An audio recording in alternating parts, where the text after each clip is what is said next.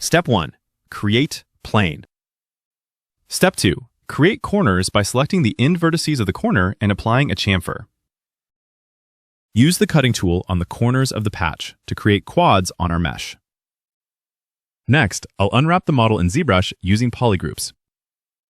Next, I'm creating an insert mesh brush to facilitate the workflow in ZBrush. I will set the projection value in ZBrush to approximately 80, allowing the patch to wrap around the helmet.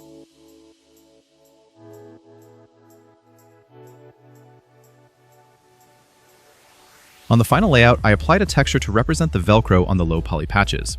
This establishes the base textures before moving into Substance Painter.